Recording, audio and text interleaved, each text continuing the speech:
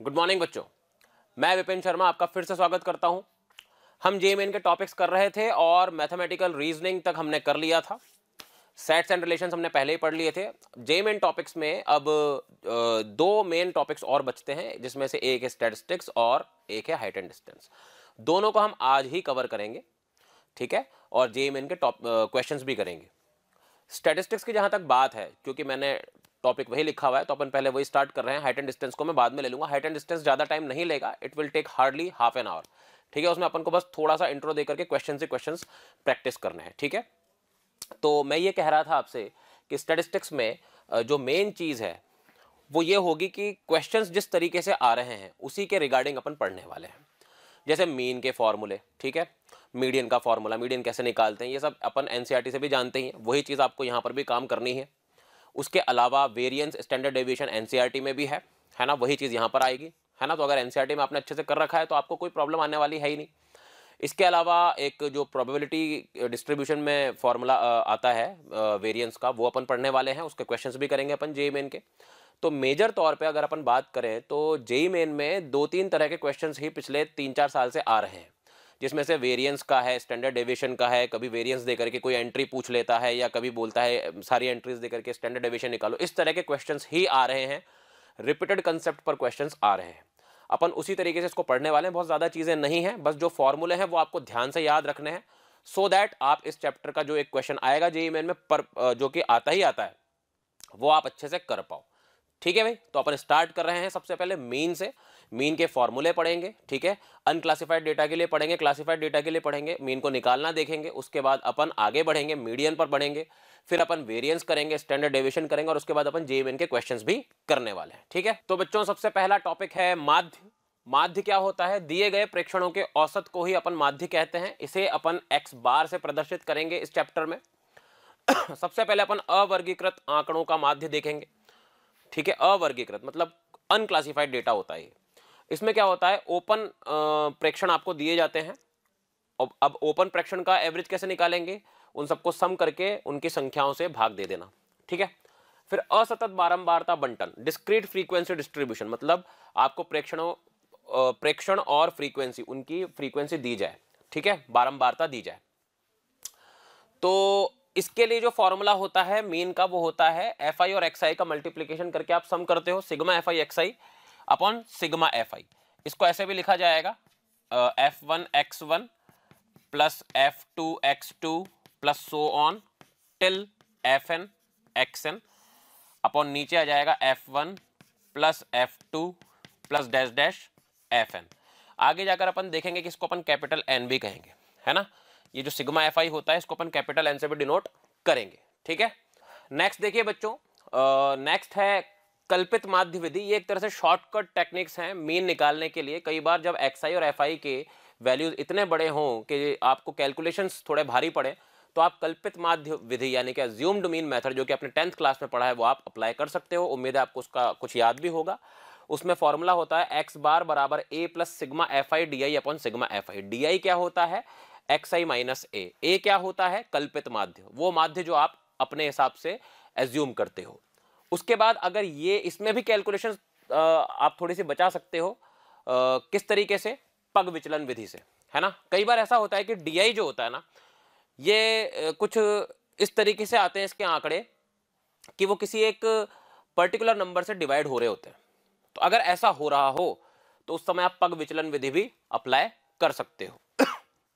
जब कल्पित माध्य विधि लगाते समय डी आई एक उभयनिष्ठ संख्या से एच से भाजित हो, वो संख्या मैंने एच मान ली, ठीक है, तो पग विचलन विधि प्रयोग में ली जाती है। तो यहां पर हमने यू आई बराबर x i minus A upon H माना है ना। जिस तरह से हमने यहाँ पर डी आई बराबर एक्स आई माइनस ए माना था, ऐसे ही एक चर मान लिया मैंने। और यहाँ पर जो मीन का यानी कि माध्य का फॉर्मूला है वो होगा ए प्लस ए, वही है assumed mean, plus h sigma F i u i upon sigma F I, ठीक है।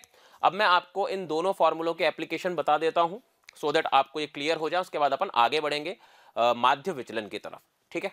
तो बच्चों, क्वेश्चन मैंने लिया है इस तरीके से, आप देख सकते हैं मैंने एक्स आई के कॉलम में x1 x2 x3 x4 इस तरीके से एंट्रीज लिखी हैं, और यहाँ पर एफ आई के कॉलम में 2 3 7 6 6 6 करके मैंने एफ आई की वैल्यूज लिखिए। अब अपन इसका माध्य निकालेंगे, तीनों तरीकों से निकालेंगे। पहले sigma F I x I upon sigma F I करके निकालेंगे, उसके बाद अपन एज्यूम्ड मीन मेथड यानी कि कल्पित माध्य विधि से निकालेंगे, और उसके बाद निकालेंगे पग विचलन विधि से। ठीक है, तो बच्चों टेक्निक 1 से अपन सबसे पहले चल रहे हैं। उसमें अपन को पता है मीन का जो फॉर्मूला होता है वो होता है sigma F I x I upon sigma F I, जहां पर आई चलेगा 1 से लेकर n तक। ठीक है, तो यहां पर मैंने एक्स आई और एफ आई को मल्टीप्लाई करके यहां पर लिख दिया है। ठीक है, अब अपन इन सबको ऐड करने वाले हैं, तो ये हो जाएगा सिग्मा एफ आई एक्स आई। देखते हैं इसकी वैल्यू कितनी आती है ऐड करने पर। तो इसकी वैल्यू आएगी 1860। ठीक है भाई, तो इसकी वैल्यू आई है 1860। तो अपने पास न्यूमरेटर तो आ गया है। अब सिग्मा एफ आई मिल जाए तो उसके लिए अपन इनको ऐड कर देते हैं। ठीक है, 6 6 12 6 18 25 और 5 30, 30 आएगा। क्लियर है? तो अगर अब मैं यहाँ पर माध्य निकालूं तो वो हो जाएगा 1860 अपॉन 30, दैट इज 62।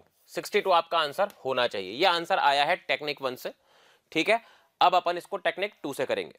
तो टेक्निक 2 में हमें सबसे पहले एक कल्पित माध्य चुनना होगा। तो अपन चुन लेते हैं 47.5 को।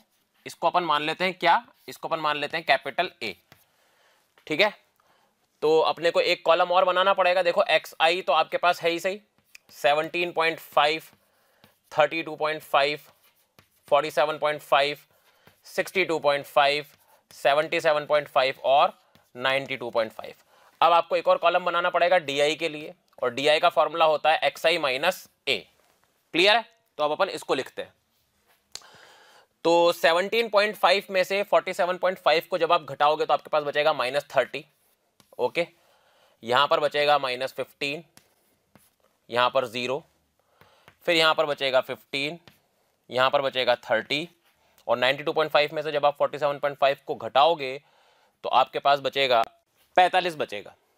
ठीक है, अब अपन को नेक्स्ट कॉलम क्या बनाना है, क्योंकि फॉर्मूला क्या था, फॉर्मूला अगर आपको याद हो तो जो मीन का फॉर्मूला है वो होगा a plus sigma F I D I upon sigma F I. ठीक है, तो अब नेक्स्ट कॉलम बनाएंगे अपन एफ आई डी आई का। तो ये हो गया एफ आई डी आई, है ना। तो 2 इंटू -30 करोगे तो -60 आ जाएगा। इस तरीके से अपन सबको मल्टीप्लाई करके लिख देते हैं। तो ये मैंने लिख दिया। ठीक है, अब अपन इनको जोड़ देते हैं। तो हमारे पास sigma F I D I की वैल्यू आ जाएगी 435। ठीक है, और सिग्मा एफ आई की वैल्यू तो 30 है ही सही। तो यहां से एक्स बार की वैल्यू हो जाएगी, देखिए 47.5 आपका एज्यूम्ड मीन था, प्लस ये हो जाएगा 435 और नीचे आ जाएगा 30। क्लियर है? तो एक्स बार बराबर हो रहा है 47.5 प्लस ये कट जाएगा 3 से 10 बार, ये कट जाएगा 3 से, 3 1 जा 3, 3 4 जा 12, 3 5 जा 15, तो ये बचेगा 14.5। और अगर आप इन दोनों को ऐड करें तो देखिए आपका आंसर फिर से कितना आ रहा है, 62 आ रहा है। थोड़ा सा कैलकुलेशन के नजरिए से अगर देखा जाए तो थोड़ा सा लाइट हो गया। अब अपन आ रहे हैं थर्ड मेथड पर। क्यों आ रहे हैं अपन थर्ड मेथड पर? क्योंकि यहां पर अगर आप देखोगे डी जो है वो एक फिक्स नंबर से डिविजिबल है। ठीक है, तो अपन अब थर्ड मेथड यानी कि पग विचलन विधि की तरफ चलते हैं। तो अब अपन लोग टेक्निक 3 देखते हैं, पग विचलन विधि। डी तक अपन ने निकाल दिया, और मैंने जैसा कि कहा था डी जो है वो एक क्वांटिटी है जिससे डिविजिबल है, वो है 15। तो अपन यू लिखते हैं x i minus A upon H, और एच कौन होगा दोस्तों, एच 15 है। तो यानी कि ये जो एक्स आई माइनस ए अपन ने लिखा है इसको 15 से डिवाइड करते चले जाओ, तो ये हो जाएगा -2, -1, 0, 1, 2 और 3। ठीक है भाई, अब आपको पता होगा कि हमारा मीन का फॉर्मूला क्या था, x bar is equal to a plus h sigma F i u i upon sigma F i. तो अपन को अब f i u i column और चाहिए, है ना, f i u i column और चाहिए। तो मैं यहां पर मिटा के f i u i column बना देता हूं। तो देखिए f i into u i, 2 into -2 that is 4, 3 into -1 -3, then 0, 1 into 6 is 6, then 12, then 18। इनको ऐड कर दीजिए क्योंकि आपको sigma F i u i चाहिए। ठीक है, तो इसको जब अपन ऐड करेंगे तो सिग्मा एफ आई यू आई कितना आ जाएगा, 30, 36, 33 एंड 29। ये आ जाएगा 29। ओके, तो एज्यूम्ड मीन अपन को पता ही है 47.5 था पिछली टेक्निक से, तो जब हम मीन निकालेंगे तो 47.5 प्लस एच कौन है 15 है इंटू 29 अपॉन 30। 15 से ये कटा 2 बार और ये कट जाएगा 14.5। तो again you are going to get your answer as 62। तो आपने देखा यहां पर कैलकुलेशंस थोड़ी सी और मिनिमाइज हो गई, बहुत ज्यादा खूबसूरत कैलकुलेशंस हो जाती है। तो इस तरीके से आप इन तीनों तरीकों को इस्तेमाल कर सकते हो माध्य निकालने के लिए। इसके बाद आपके सामने एक नोट है, इस नोट पर JEE main AI triple A में कई बार क्वेश्चंस आए भी हैं, तो आप इनको ध्यान रखिएगा और आगे भी मैं इस तरह के अगर कोई नोट लिखवाता हूं तो उनको भी आपको ध्यान में रखना है। यदि x1 x2 xn प्रेक्षण है आपके पास और उनका माध्य x बार है, तो अगर मैं सभी प्रेक्षणों में a क्वांटिटी को जोड़ देता हूं तो माध्य में भी a क्वांटिटी जुड़ जाती है। सेकंड पॉइंट यह है कि अगर मैं सभी प्रेक्षणों में a को मल्टीप्लाई कर देता हूं तो माध्य भी a से मल्टीप्लाई हो जाता है। इसको अपन देख भी लेते हैं। भाई जो हमारा नया मान है, नया माध्य है, उसको अपन x बार डैश मान लेते हैं, ठीक है, ब्रैकेट हटा देते हैं, x बार डैश लिख देते हैं इसको अपन, ठीक है। तो ये क्या हो जाएगा भाई, x1 plus a plus x2 plus a so on till xn plus a upon n। अभी आप देखोगे सिग्मा xi तो अलग हो गया, प्लस a n टाइम्स हो गया, अपॉन n इसके नीचे डाल देते हैं, अपॉन n इसके नीचे डाल देते हैं। ये तो वही पुराना वाला माध्य बन गया अपना। तो ये तो हो गया अपना x बार और ये n से n कटने के बाद प्लस a बचेगा, तो x बार प्लस a हो गया। क्लियर है, इसको आप याद रखोगे। दूसरे को भी अपन ऐसे ही कर लेते हैं, x बार डैश मान लेते हैं। तो सभी का अगर अपन माध्य निकालने चलें तो आप देखोगे सब में से एक कॉमन आ जाएगा। अगर मैं a को कॉमन ले लूंगा तो अंदर जो बचेगा वो होगा सिग्मा xi अपॉन n, जो दरअसल पुराना वाला माध्य। थैंक यू वेरी मच इतना प्यार देने के लिए। हजारों बच्चे हमारे वीडियोस देख रहे हैं और लाभान्वित हो रहे हैं। हम रिक्वेस्ट करते हैं कि डिस्क्रिप्शन में जो लिंक दिए गए हैं आप उन पर क्लिक करें और अपना एनरोलमेंट सुनिश्चित करें। जिन बच्चों को डाउट सॉल्विंग और स्टडी मटेरियल चाहिए वो भी उस लिंक पर क्लिक करके प्रीमियम कोर्स के लिए रजिस्टर कर सकते हैं। तो ax बार आपका आंसर आ जाएगा। तो ये दोनों नोट के पॉइंट जो हैं ये आपको बहुत अच्छे से याद रखने हैं, ठीक है, एग्जाम पॉइंट ऑफ व्यू से। अब अभी जो मैंने नोट लिखवाया है उस पर बेस्ड एआई ट्रिपल ई 2011 में क्वेश्चन आया है। तो देखिए क्वेश्चन क्या है, एक वैज्ञानिक ने 30 मछलियों का वजन तोला, उनके वजन का माध्य 30 ग्राम है। बाद में यह पता चला कि वजन तोलने की मशीन खराब थी तथा हर मछली का वजन 2 ग्राम कम आया है। तो सही माध्य भी ज्ञात करो। अगर वजन गलत था तो माध्य भी गलत था, तो अब सही माध्य क्या होगा? तो क्योंकि सबका वजन 2 ग्राम कम आया है, इसका मतलब अगर अपन प्रीवियस ऑब्जर्वेशंस को x1 x2 x30 माने तो अब हर एक ऑब्जर्वेशन में 2 जोड़ा जाएगा ताकि हमारे पास सही ऑब्जर्वेशंस आए। तो x1 + 2 हो जाएगा, x2 + 2 हो जाएगा और x30 + 2 हो जाएगा। अगर इसका माध्य x बार था जो कि उसने दे रखा है, कितना है 30, तो इसका माध्य होगा x बार + 2, क्योंकि अगर सब में 2-2 जुड़ा है ऑब्जर्वेशंस में तो फिर मीन में भी 2 जोड़ा जाएगा। तो सही अपना आंसर आने वाला है माध्य का 30 + 2 दैट इज 32। ठीक है, सीधी एप्लीकेशन पर क्वेश्चन आया हुआ है एआई ट्रिपल ई 2011 में। तो अगला इंपॉर्टेंट टॉपिक है बच्चों माध्य का, यानी कि मीडियन। ठीक है, मीडियन क्या होता है? जो भी गिवन डेटा आपको दिया हुआ है उसको आरोही या अवरोही क्रम में जमाने के बाद जो सबसे मोस्ट सेंटर्ड ऑब्जर्वेशन आपके पास होती है उसी को हम लोग मीडियन कहते हैं, माध्यिका कहते हैं। अवर्गीकृत आंकड़ों के लिए माध्यिका कैसे निकालोगे? मतलब जहां पर आपको इंडिपेंडेंट ऑब्जर्वेशंस दी हुई हैं, इंडिविजुअल ऑब्जर्वेशंस दी हुई हैं, उस पर आप कैसे काम करोगे? जैसे मान लो x1 x2 x3 xn मान लो कि ये आपको ऑब्जर्वेशंस दी हुई है, तो सबसे पहला काम है कि आप इनको आरोही या अवरोही क्रम में जमाएंगे। उसके बाद अगर आप n यानी कि नंबर ऑफ ऑब्जर्वेशंस आपके विषम हैं तो माध्यिका यानी कि कैपिटल M, मैंने कैपिटल M से प्रदर्शित किया है, कैपिटल M होगा n + 1/2वां प्रेक्षण। और यदि आपका n सम है तो मीडियन होगा n/2वां प्रेक्षण और n/2 + 1वां प्रेक्षण का एवरेज। ठीक है, यानी कि दोनों को सम करके अपॉन 2 करना है। एग्जाम्पल देख लेते हैं, समझ में आ जाएगा। तो दिए गए डेटा के लिए हमें मीडियन पूछा गया है। कैपिटल M का मतलब मीडियन होगा, ठीक है, और x बार का मतलब मीन होगा। तो सबसे पहले हमें इनको अरेंज करना पड़ेगा आरोही या अवरोही में, है ना, या तो असेंडिंग में या डिसेंडिंग में। तो अपन असेंडिंग में कर लेते हैं। तो सबसे पहले 4 आएगा, फिर 6 आएगा, फिर 7 8 10 12 2 बार है और फिर 13। नंबर ऑफ ऑब्जर्वेशंस की बात अगर हम करें तो n बराबर 8 है। 8 का मतलब ये क्या है, सम है। अगर सम है तो जो मीडियन होगा उसका फॉर्मूला होता है n upon 2th observation plus n upon 2 plus 1th observation upon 2। n upon 2th observation, n 8 है, 8 अपॉन 2 यानी कि 4th observation plus 5th observation upon 2। 4th observation अगर हम देखें तो वो 8 है और 5th ऑब्जर्वेशन अगर हम देखें तो वो 10 है। तो यानी कि 8 प्लस 10 अपॉन 2 ये हमारा मीडियन होगा, दैट इज 9। क्लियर है। सेकंड जो है वो है असतत बारंबारता बंटन के लिए माध्यिका, यानी कि डिस्क्रीट फ्रीक्वेंसी डिस्ट्रीब्यूशन के लिए।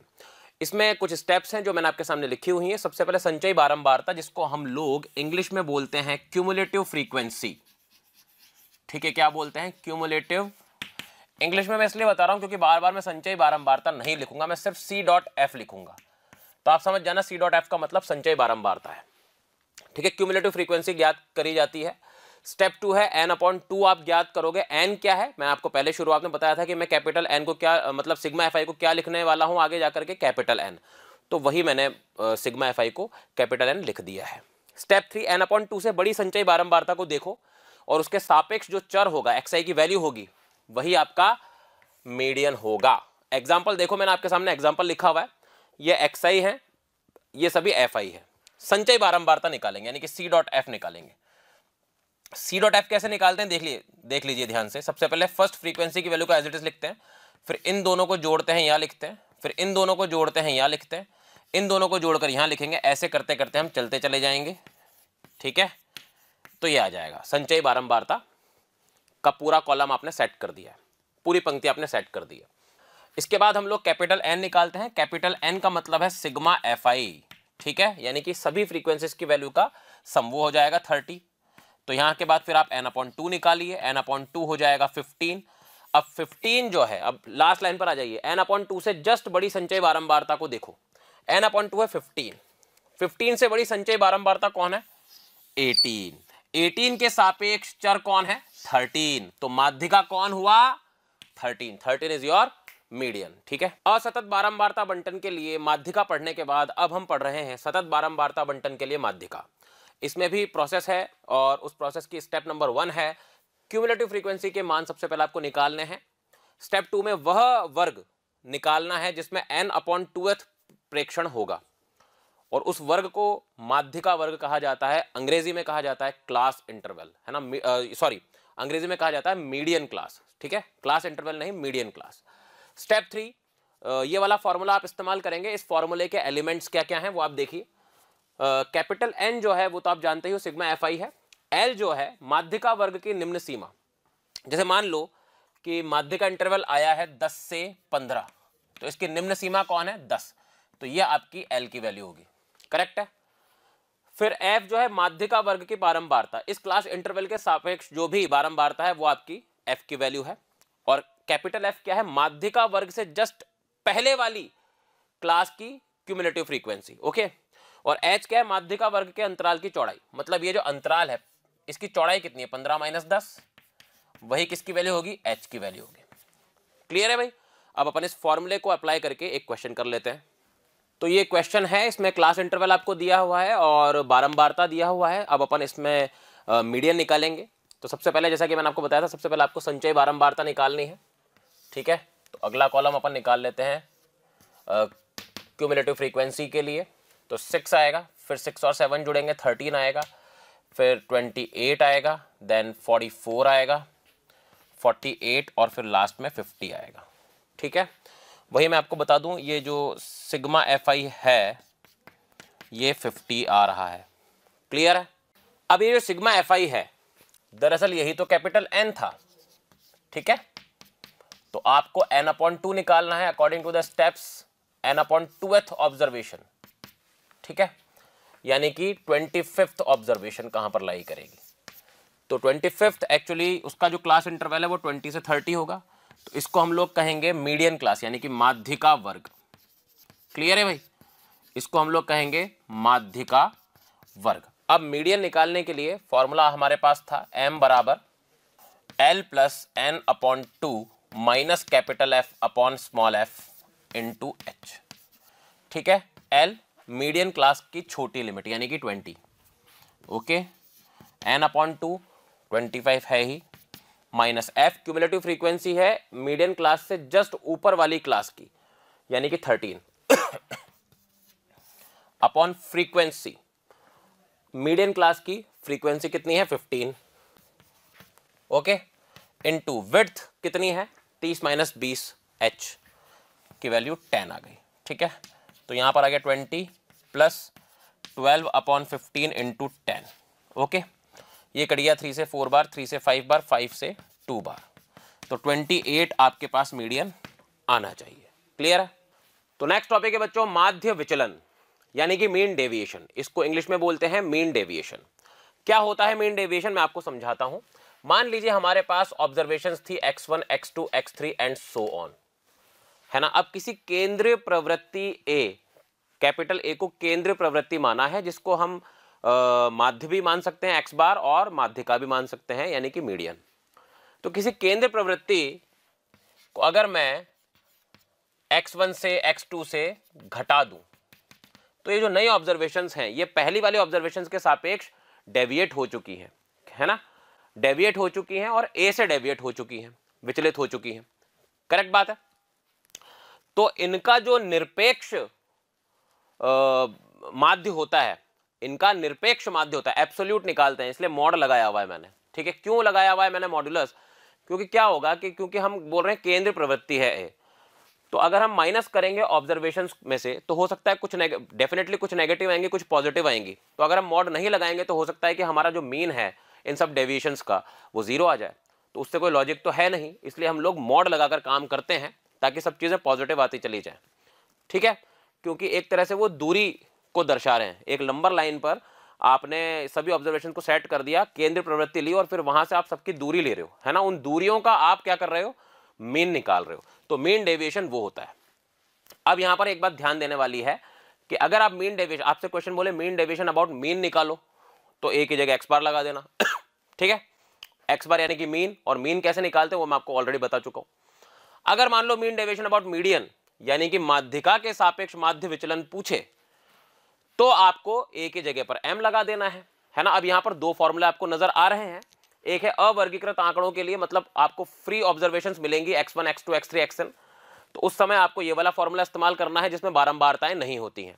Sigma mod xi minus a upon n, मैं दोनों फॉर्मूलों का इंप्लीमेंटेशन बताऊंगा, बस ध्यान से सुनिए आप पहले मेरी बात को। वर्गीकृत आंकड़ों के लिए क्या होगा, जिसमें फ्रीक्वेंसीज दी जाएंगी यानी कि बारंबारताएं दी जाएंगी, तो उसमें fi mod xi minus a upon sigma fi। Sigma fi को हम लोग कैपिटल N से भी जानते हैं, ये आपको पता है। क्लियर है भाई। अब इन दोनों फॉर्मूलों पर हम लोग एक क्वेश्चन कर लेते हैं। ठीक है, तो आपको मैंने बिल्कुल इंडिविजुअल ऑब्जर्वेशंस देकर के मीन डेविएशन अबाउट मीन पूछा है। कैसे निकालेंगे ध्यान से देखिएगा। सबसे पहले तो हमें मीन ही निकालना पड़ेगा। मीन का मतलब होता है सभी ऑब्जर्वेशंस को आप जोड़ दीजिए और अपॉन उनकी संख्या यानी कि कितनी है 8। ठीक है, तो अपॉन 8 कर दिया मैंने। ऊपर 72 बनेगा, नीचे 8 है तो ये 9 आ गया।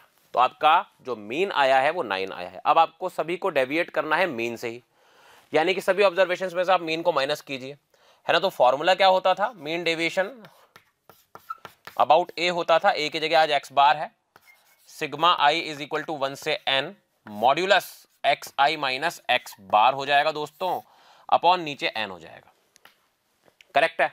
अब ध्यान से सुनिएगा, हमें ये पहले कैलकुलेट करना है। इसका मतलब क्या है, इसका मतलब है देखिए, हमें मीन डेविएशन अबाउट मीन निकालना है, तो x1 माइनस एक्स बार मॉड्यूलस से लेकर हमें, क्योंकि कितनी ऑब्जर्वेशन है 8 ऑब्जर्वेशन हैं, तो x8 माइनस एक्स बार तक जाना है। प्यारे बच्चों, हमें कमेंट्स में हज़ारों बच्चे रोज़ाना ये बोलते हैं कि सर ये वाला चैप्टर पढ़ाएं या वो वाला चैप्टर का वीडियो डालें। तो हम उन बच्चों से रिक्वेस्टफुल मैनर में ये कहना चाहते हैं कि आप हमारी यूट्यूब चैनल पर जाएं और बेल आइकन को हिट करें। ऐसा हम इसलिए कह रहे हैं क्योंकि जिन वीडियोस की आप लोग डिमांड कर रहे हैं वो हमने ऑलरेडी हमारी चैनल पर डाले हुए हैं। तो हम रिक्वेस्ट करेंगे कि आप हमारी चैनल पर जाएं और वीडियोस देखें। और अपॉन में कितना आएगा, अपॉन में 8 आ जाएगा। करेक्ट है। तो x1 कौन है, x1 है 6 और x बार कौन है 9, तो यहां पर आ जाएगा 6 माइनस 9। फिर अगली ऑब्जर्वेशन 7 माइनस 9, फिर अगली ऑब्जर्वेशन 10 माइनस 9, और इसी तरीके से चलते चलते आपको जाना है 12 माइनस 9 तक, क्योंकि मीन आपका 9 था अपॉन 8। तो ये हो जाएगा आपके पास 3, क्योंकि मॉडुलस लगा रखा है आपने, है ना। ये हो जाएगा 2, ये हो जाएगा 1, ये हो जाएगा 3, ये हो जाएगा 4, ये हो जाएगा 5, ये हो जाएगा 1 और ये हो जाएगा 3 अपॉन 8। क्लियर है। तो हमारे पास आएगा 22 अपॉन 8, जिसको हम कैलकुलेट करके मीन डेविएशन अबाउट मीन निकाल सकते हैं। क्लियर है। अगला क्वेश्चन आपके सामने लिखा हुआ है, ये क्वेश्चन फेमिलियर होंगे आप, अभी थोड़ी देर पहले हमने किया था जब हम मीडियन पढ़ रहे थे, तो मैंने आपको इसका मीडियन निकालना बताया था। अगर आप थोड़े पन्ने पलटोगे तो आपको मीडियन नजर आएगा। इसका मीडियन आया था दोस्तों 13, है ना। मैंने जानबूझ के क्वेश्चन लिया ताकि हमारा समय बचे मीडियन निकालने का, क्योंकि मीडियन निकालना एक तरह से मतलब एग्जाम पॉइंट ऑफ व्यू से तो ठीक बात है, लेकिन इस तरह के क्वेश्चन में अगर हमें पहले से पता है तो बहुत अच्छी बात है। हालांकि अगर कोई नया क्वेश्चन होता तो मुझे निकालना भी पड़ता, वो एक अलग मैटर है, बट यहां पर हमने समय बचा लिया। मीडियन इक्वल टू 13 हमें पता है। हमें क्या निकालना है, मीन डेविएशन अबाउट मीडियन निकालना है। फॉर्मूला सबसे पहले लिखा करो। अगर आप फॉर्मूले लर्न करना चाहते हो तो सबसे इंपॉर्टेंट बात है कि whenever you are solving the question first write the formula, है ना, क्योंकि इस वाले चैप्टर में सबसे इंपॉर्टेंट बात है फॉर्मूला। तो मीन डेविएशन अबाउट मीडियन अगर आपको निकालना है और फ्रीक्वेंसी वाले डेटा के लिए निकालना है तो वो होता है FI mod XI minus M upon sigma FI। Correct है, यही फॉर्मूला है। अब हमें न्यूमरेटर और डिनोमिनेटर की तलाश शुरू करनी है। सिग्मा FI तो हम निकाल ही चुके थे। सिग्मा FI सभी फ्रीक्वेंसीज का एडिशन 30 आता है। अब सिर्फ हमें ये वाली चीज कैलकुलेट करनी है। क्या है ये वाली चीज, मैं आपको बता देता हूं। न्यूमरेटर को मैं लेकर चल रहा हूं, सिर्फ अंश को लेकर चल रहा हूं। तो फ्रीक्वेंसी हमें लेनी है जो यहाँ पर जैसे सबसे पहले अपन सिग्मा को ओपन कर देते हैं, तो F1 modulus X1 minus M की जगह मैं 13 ले लेता हूँ दोस्तों, plus F2 modulus X2 minus 13 plus so on F8, क्योंकि 8 एंट्रीज हैं टोटल, तो X8 माइनस 13 हो जाएगा। करेक्ट है। सबकी कॉरेस्पॉन्डिंग फ्रीक्वेंसीज अगर आप डालें तो यहाँ पर 3 आएगा, है ना, यहां पर 4 आएगा। फ्रीक्वेंसी नजर आ रही है ना, फर्स्ट की 3, सेकंड की 4 और लास्ट में फ्रीक्वेंसी 3 है। करेक्ट है। और X1 जो है ये आपको 3 डालना है यहां पर। ओके, यहां पर आपको X2 है वो 6 डालना है, यहां पर X8 है वो 22 डालना है। जब सबको ऐड करोगे आप तो 149 आएगा। ठीक है, तो न्यूमरेटर आ गया आपके पास 149, तो 149 अपॉन 30 ये आपका आंसर होना चाहिए। करेक्ट है। नेक्स्ट टॉपिक है बच्चों प्रसरण तथा मानक विचलन। प्रसरण तथा मानक विचलन means variance and standard deviation.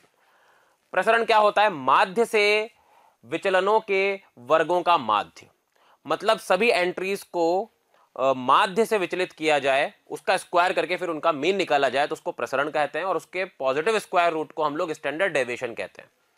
Formula देखिए, अवर्गीकृत आंकड़ों के लिए वेरिएंस का फॉर्मूला है, इसको सिग्मा स्क्वायर से डिनोट किया जाता है। पहली बात तो मैं आपको ये बता दूं, वेरिएंस का फॉर्मूला होता है सिग्मा XI माइनस X बार का होल स्क्वायर। इससे जस्ट पहले हमने जब डेविएशंस पढ़े थे, मीन डेविएशंस, तो हमने वहां पर मॉड लगाया था। हम मॉड की जगह पर जब स्क्वायर लगाते हैं तो वो वेरिएंस बन जाता है। ठीक है, और वेरिएंस का जो स्क्वायर रूट होता है, पॉजिटिव स्क्वायर रूट, उसको हम स्टैंडर्ड डेविएशन कहते हैं। ये बात मैं आपको बता ही चुका हूं। असतत बारंबारता बंटन के लिए सिर्फ फ्रीक्वेंसी मल्टीप्लाई हो जाती है, नीचे सिग्मा FI होता है जिसको हम कैपिटल N कहते हैं। आपको ये बताने की मुझे जरूरत अब नहीं होनी चाहिए कि ये सिग्मा FI है। ठीक है, तो ये है प्रसरण और स्टैंडर्ड डेविएशन। अब एक नोट है, और ये बेशकीमती नोट है, क्योंकि ये जो फॉर्मूला आपके सामने लिखा हुआ है इस समय वेरिएंस का, इस फॉर्मूले पर हर साल क्वेश्चन आया ही आया है, और 19 और 20 में जो JEE मेन हुआ है उसमें तो एक फॉर्मूला छाया रहा है, बहुत क्वेश्चंस आए हैं इस पे से, तो ये बहुत इंपॉर्टेंट फॉर्मूला मानता हूं मैं। ठीक है, तो इसको प्रूव कैसे करेंगे, जो हम प्रीवियस फॉर्मूला जानते थे XI माइनस X बार का होल स्क्वायर अपॉन N, उसी से ये फॉर्मूला बनता है। तो इस फॉर्मूले को देख लेते हैं एक बार कैसे बना ये। तो इस फॉर्मूले को हम आगे ओपन करते हैं, तो ये हो जाएगा XI square minus 2XI X बार plus X bar square, okay, upon N। फिर ऊपर हो जाएगा सिग्मा एक्स आई स्क्वायर अलग माइनस 2x बार बाहर, सिग्मा एक्स आई अलग प्लस x बार स्क्वायर अलग और सिग्मा 1 आ जाएगा। ठीक है, अपॉन n यहाँ पर आ जाएगा, अपॉन n यहाँ पर भी आ जाएगा और अपॉन n यहाँ पर भी आ जाएगा। ये सिग्मा 1 n बनेगा, तो n से n को हम कैंसिल कर देते हैं, करेक्ट है। और ये sigma X I upon n जो है ये बनेगा x बार यानी कि मीन। तो हमारे पास आगे हो जाएगा sigma X I square upon n, ये हो जाएगा x बार इंटू एक्स बार यानी कि minus twice x bar square और ये बन जाएगा प्लस एक्स बार स्क्वायर। और यहां से आपके पास फॉर्मूला आ जाता है sigma X I square upon n minus x bar square, जो कि यहां पर लिखा हुआ है, करेक्ट है। अगर मान लो फ्रीक्वेंसीज वाला डेटा दिया हुआ है आपको, तो वेरिएंस जो होगा उसका फॉर्मूला जो अभी हमने प्रूव किया वो इस प्रकार से हो जाएगा, अपॉन कैपिटल N आएगा, कैपिटल N यानी sigma F i minus x bar square as it is रहेगा, ये फॉर्मूला हो जाएगा तब आपके पास। ठीक है, अगला टॉपिक है द्विपद बंटन का माध्य व प्रसरण। यह आखिरी टॉपिक है थ्योरेटिकल लेवल पर, और ये भी इसमें भी दो फॉर्मूला आपको नजर आ रहे हैं जिस पर जेईई मेन में क्वेश्चंस आते ही रहते हैं।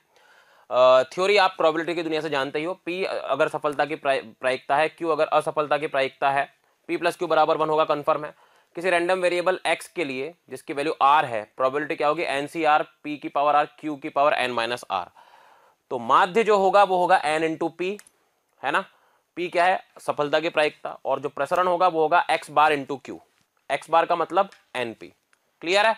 अब अपन क्वेश्चन स्टार्ट करते हैं जो जेईई मेन में आए हैं रिसेंटली। ठीक है, अब देखिए क्वेश्चन जेईई मेन 2019 का है।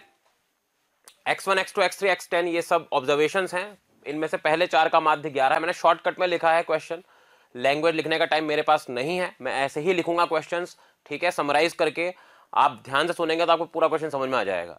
ये सब ऑब्जर्वेशंस दे रखी थी, पहले 4 का माध्य आपको 11 दे रखा है, शेष 6 का माध्य आपको 16 दे रखा है। इन सभी ऑब्जर्वेशंस के स्क्वायर का सम 2000 दे रखा है, और आपसे स्टैंडर्ड डेविएशन यानी कि सिग्मा पूछा जा रहा है, मानक विचलन पूछा जा रहा है। अब फॉर्मूला हमें पता ही है सिग्मा स्क्वायर का, क्या होता है sigma X I square upon n minus sigma X I upon n का होल स्क्वायर। इसी फॉर्मूले का इसमें इस्तेमाल है। ठीक है, तो देखिए अकॉर्डिंग टू दिस डेटा हमें x1 plus x2 plus x3 plus x4 upon 4 बराबर 11 दे रखा है। ठीक है, इस 4 को मैं इधर मल्टीप्लाई कर देता हूं तो ये यहां से हट जाएगा। ठीक है, और यहां पर आ जाएगा 44, इसको अपन फर्स्ट इक्वेशन नाम दे देते हैं। इसी प्रकार से जो शेष 6 हैं यानी कि x5 से लेकर x10 अपॉन 6 जाएगा, उनका माध्य 16 है तो 16 इंटू 6 इज 96 हो जाएगा, बिल्कुल सेम ऊपर वाले की तरह। अब इन दोनों को जोड़ देते हैं, जब इन दोनों को जोड़ देंगे तो सिग्मा एक्स आई की वैल्यू मिल जाएगी i बराबर 1 से 10। 96 प्लस 44 कितना हो जाएगा, 140। क्लियर है, तो सिग्मा एक्स आई की वैल्यू मिल गई। सिग्मा एक्स आई स्क्वायर की वैल्यू आपको दे ही रखी है और n आपको पता ही है। अब इन सबको अपन उठा करके फॉर्मूले में डाल देते हैं, इस फॉर्मूले में वैल्यूज पुट कर देते हैं।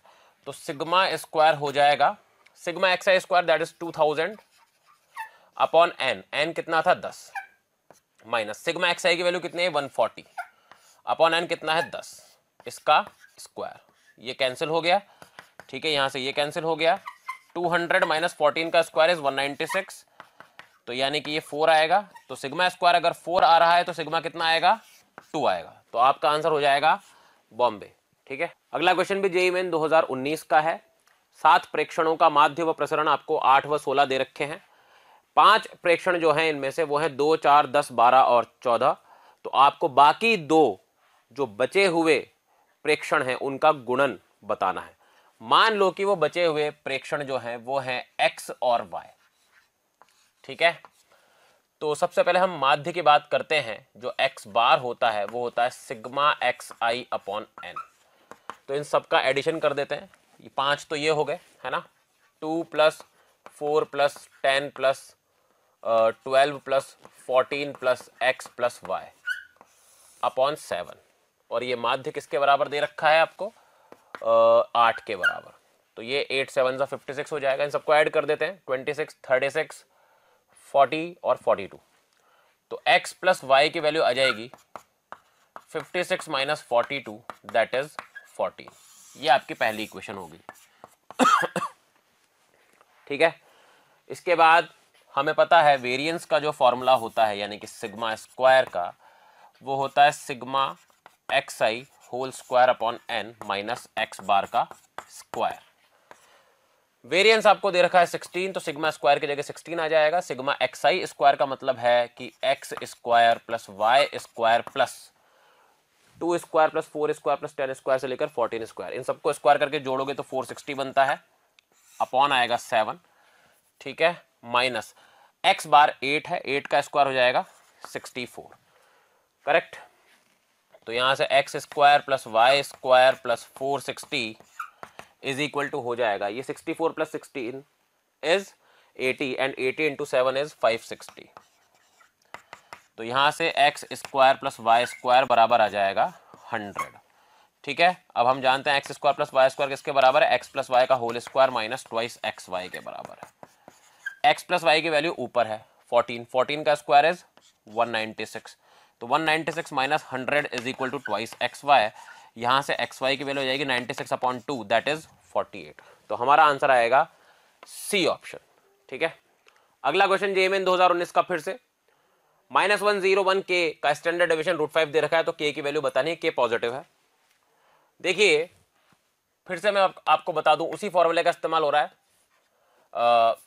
सिग्मा स्क्वायर दरअसल किसके बराबर होता है, sigma X I square upon N minus sigma X I upon N के होल स्क्वायर के, यही बात है। ठीक है, सिग्मा स्क्वायर यानी कि वेरिएंस, और स्टैंडर्ड डेविएशन दे रखा है √5, वो सिग्मा की वैल्यू होती है, तो सिग्मा का स्क्वायर क्या हो जाएगा। अगर आपको हमारे वीडियोस पसंद आएँ तो लाइक करें, शेयर करें, ताकि वो वीडियोस ज़रूरतमंद बच्चों तक पहुंच पाएँ। और आपके द्वारा दिए गए प्यार और स्नेह से मोशन की पूरी टीम बहुत मोटिवेटेड फील कर रही है और आपके लिए और अच्छे से अच्छा काम करने की कोशिश कर रही है। 5। ठीक है, सिग्मा एक्स आई स्क्वायर यानी कि -1 का स्क्वायर तो 1 हो जाएगा, है ना, -1 का स्क्वायर प्लस 0 का स्क्वायर 0 है, प्लस 1 स्क्वायर प्लस के स्क्वायर अपॉन एन, एन यानी कि 4, माइनस फिर -1 प्लस 0 प्लस 1 प्लस के अपॉन एन यानी कि 4 का स्क्वायर। करेक्ट,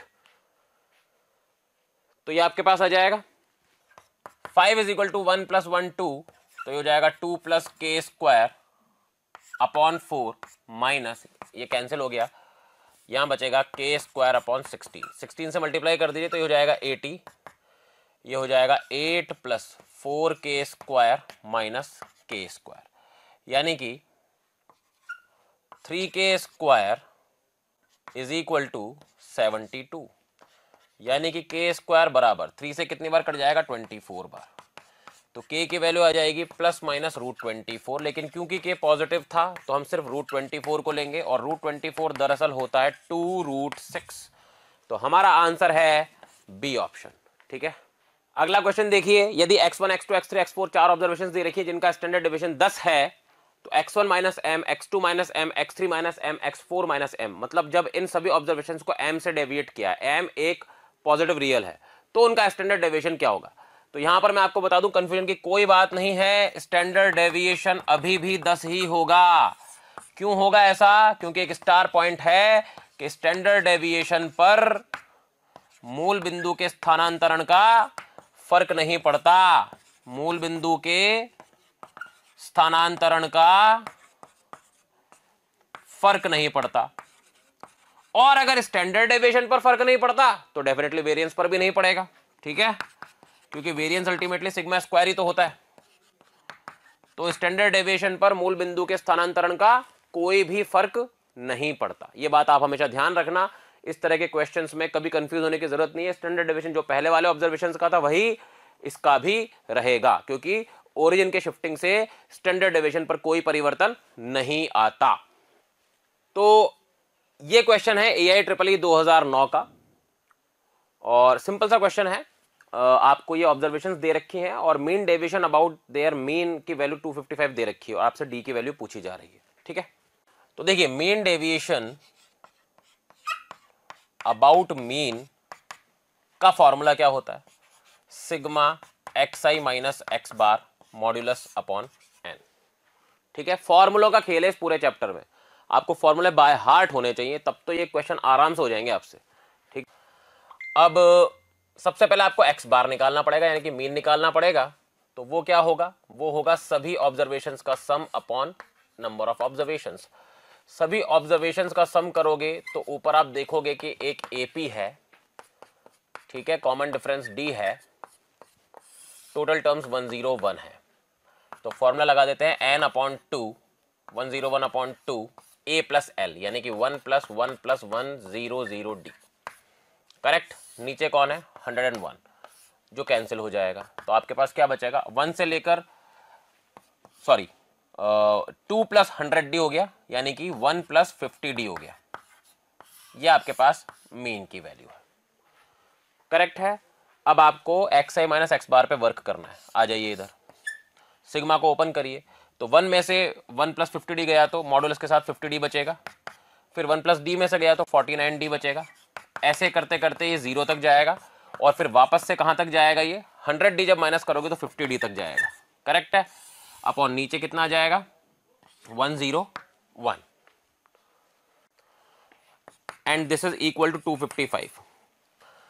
तो when you will be solving it, you are going to get D as 10.1, which you can very easily solve. Okay, so correct answer is C option.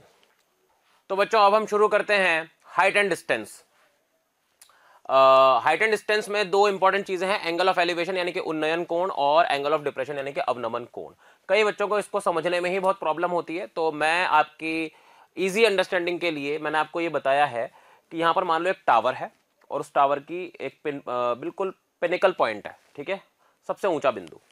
Ground से कोई observer यहां से उसको देख रहा है तो उसकी दृष्टि रेखा ये है, ठीक है। तो जमीनी स्तर से, क्षैतिज स्तर से जो दृष्टि रेखा का कोण बनेगा वो थीटा, वो उन्नयन कोण होता है जब ग्राउंड ऑब्जर्वर नीचे से ऊपर की तरफ देख रहा है। करेक्ट। अब अवनमन कोण की तरफ आ जाइए। एक बालकनी में एक बच्ची खड़ी हुई है, लेट्स से, ठीक है, वो यहां पर किसी फुटबॉल को देख रही है, ठीक है, तो उसकी दृष्टि रेखा यूं है, ठीक है। तो हॉरिजॉन्टल हमेशा क्षैतिज रेखा से आपका कोण बनेगा, भले ही वो अवनमन कोण हो या उन्नयन कोण हो। तो क्षैतिज रेखा से जो उसकी दृष्टि रेखा ने एंगल बनाया थीटा, वो होता है अवनमन कोण। अब ऑब्जर्वर ऊपर है और ऑब्जेक्ट आपका नीचे है, ठीक है। तो यहां से जब आप ऐसे देख रहे हो तो वो आपका एंगल ऑफ डिप्रेशन कहलाता है। करेक्ट बात है। तो ये दोनों चीजें हैं। अब हम इनकी एप्लीकेशंस देख लेते हैं और जेईएमएन के क्वेश्चंस कर लेते हैं। तो जेईएमएन 2017 का क्वेश्चन मैंने लिया है। एक टावर है जिसका एक एंड ए जमीन पर है, ये हाईएस्ट पॉइंट है पी, बी इसका मिड पॉइंट है सी। क्वेश्चन में दिया गया है कि एंगल बीपीसी जो है वो बीटा है, तो आपको tan बीटा की वैल्यू बतानी है। अगर एपी ट्वाइस ऑफ एबी है, मतलब अगर ये लेंथ x है कंप्लीट लेंथ, तो ये लेंथ उसने 2x आपको दे रखी है। अगर मैं थोड़ी देर के लिए इस पूरे एंगल को फाई मान लूं, तो ये बताने में मुझे बिल्कुल भी देरी नहीं करनी चाहिए कि tan फाई x/2x होगा, यानी कि 1/2। एक इंपॉर्टेंट रिलेशन मुझे मिल गया। अब मुझे tan बीटा तक जाना है, ठीक है। अच्छा, C जो था ना वो मिड पॉइंट था, तो यानी कि ये जो लंबाई बची, ये कितनी बची, x/2 बची। कंफर्म बात है, ओके। और ये जो एंगल बचा, ये कितना बचा, ये बचा फाई माइनस बीटा। करेक्ट। तो ट्राइंगल CAP में अगर मैं tan फाई माइनस बीटा निकाल लूं तो वो कितना आएगा, वो आएगा x/2 2x, x कटेगा 1/4 आ जाएगा।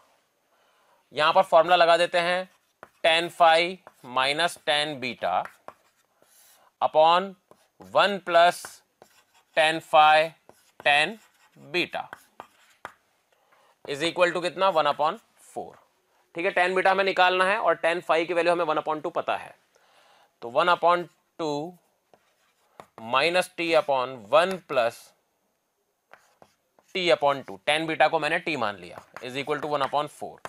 यहां से आ जाएगा 1 minus 2t upon t plus 2 is equal to 1/4, यानी कि 4 minus 8t is equal to t plus 2, यानी कि 9t इज इक्वल टू 2, यानी कि जो tan बीटा की वैल्यू आई है वो आएगी 2/9। क्लियर है। अगला क्वेश्चन जेईएमएन 2019 का है। लैंग्वेज में नहीं लिख रहा क्वेश्चन की क्योंकि टाइम वेस्ट होता है, मैं आपको सीधा समराइज करके बता रहा हूँ। क्वेश्चन में ये कहा गया है कि दो पोल्स हैं, एक 20 मीटर ऊंचाई का है, एक 80 मीटर ऊंचाई का है, दोनों कुछ डिस्टेंस पर एक हॉरिजॉन्टल प्लेन पर खड़े हैं, जैसा कि आप देख सकते हो। फिर क्वेश्चन ने ये कहा कि अगर एक दूसरे की टॉप को दूसरे की, मतलब एक की टॉप को दूसरे की बॉटम से जोड़ा जाए अगर, तो वो दोनों लाइंस जहां पर मीट होती हैं किसी पॉइंट पी पर मान लिया मैंने, उस पी की हाइट आपको बतानी है हॉरिजॉन्टल प्लेन से, क्षैतिज स्तर से, ठीक है। तो ये हाइट आपको निकालनी है। अपन ऐसा करते हैं, ये वाला एंगल थीटा मान लेते हैं और ये वाला एंगल फाई मान लेते हैं, ठीक है। ये जो डिस्टेंस है इसको अपन ने ए मान लिया और इस डिस्टेंस को अपन ने बी मान लिया, ठीक है। अब ध्यान से देखिए, अगर मैं टेन थीटा की बात करूं, टेन थीटा, तो मैं इस ट्राइंगल के लिए निकाल रहा हूं पहले, छोटे वाले ट्राइंगल के, तो एच अपॉन ए हो जाएगा, और बड़े वाले ट्राइंगल के लिए टेन थीटा निकालूंगा तो a t upon a plus b हो जाएगा। करेक्ट है, दिख रहा है, a t upon a plus b. इसको फर्स्ट इक्वेशन ले लो। इन सिमिलर फैशन अपन टेन फाई पे वर्क करेंगे। जो टेन फाई है वो एच अपॉन बी हो जाएगा छोटे वाले ट्राइंगल के लिए, और जो बड़ा वाला ट्राइंगल उसके लिए हो जाएगा 20 अपॉन ए प्लस बी। तो ये हो गया 20 upon a plus b. Let it be second equation. दोनों को डिवाइड कर दीजिए। जब डिवाइड करोगे तो b upon a is equal to 4 आ जाएगा। यहां से b की वैल्यू आ जाएगी 4a। इसको हम फर्स्ट में डाल देते हैं। तो h upon a is equal to 80 upon a plus 4a। तो h इज इक्वल टू हो जाएगा 80 अपॉन 5। 80 upon 5 means 16। तो हाइट कितनी आई है? 16। That is Bombay. Next question is again from 2019। Again मैं समराइज करके बता देता हूं। एक टावर दिया हुआ है जिसका ग्राउंडेड पॉइंट F है और टॉप पॉइंट T है। एक ऑब्जर्वर A पॉइंट से एंगल ऑफ एलिवेशन 45 डिग्री से देखता है इस टावर के टॉप को। फिर उससे 30 मीटर वर्टिकल एक पॉइंट है B, वहां से जो एंगल ऑफ एलिवेशन है टावर के टॉप का वो 30 डिग्री है। तो ये हम यहाँ पर मैंने हॉरिजॉन्टल लाइन बनाई है डॉटेड करके, मान लो कि यहाँ पर P पर मिलती है, ठीक है। तो अब आपसे पूछा है कि इस ऑब्जर्वर और इस फुट ऑफ टावर का डिस्टेंस कितना है ग्राउंड पर। सिंपल सा क्वेश्चन है। सबसे पहले देख लो, ये x है तो ये भी x ही होगा। इसको अपन a मान लेते हैं थोड़ी सी हाइट को, है ना। ये तो 30 है ही सही। क्वेश्चन अब आराम से सॉल्व हो जाएगा। देखो, इन ट्राइंगल TPB आप देख सकते हो जो tan 30 डिग्री है वो आएगा a अपॉन x, यानी कि a बराबर आ जाएगा x√3, ठीक है। या हम कह सकते हैं x बराबर आ जाएगा a upon √3। Correct. Sorry, retake Rafiq ji यहां से। तो इसका मतलब a अपॉन x की वैल्यू आ गई 1 अपॉन √3। उसके बाद अपन ट्राइंगल TFA में काम करते हैं। इसमें अगर मैं tan निकालूं, tan 45 डिग्री, तो परपेंडिकुलर ये पूरा होगा a प्लस 30, है ना। तो a प्लस 30 अपॉन x, इस तरह से। अच्छा, tan 45 1 होता है तो x की वैल्यू आ जाएगी a प्लस 30।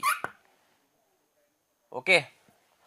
अच्छा, हमें x निकालना है तो हम a को लिख देते हैं x अपॉन √3 प्लस 30, ठीक है। यहां से आ जाएगा x 1 minus 1 upon √3 is equal to 30। That is x आ जाएगा 30√3 अपॉन √3 माइनस 1। रैशनलाइज कर देंगे तो √3 प्लस 1 अपॉन √3 प्लस 1, और हमारे पास आंसर आ जाएगा 15 times √3 into √3 plus 1। This is our answer. Clear है? तो that's it for JEE topics बच्चों।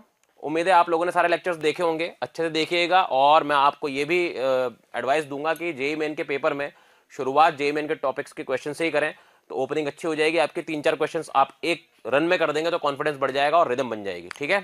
Thank you very much and all the best. बच्चों, अगर आपको इस टॉपिक का वीडियो अच्छा लगा और आप पूरा चैप्टर पढ़ना चाहते हैं तो आज ही कॉल करें 1800 2121 799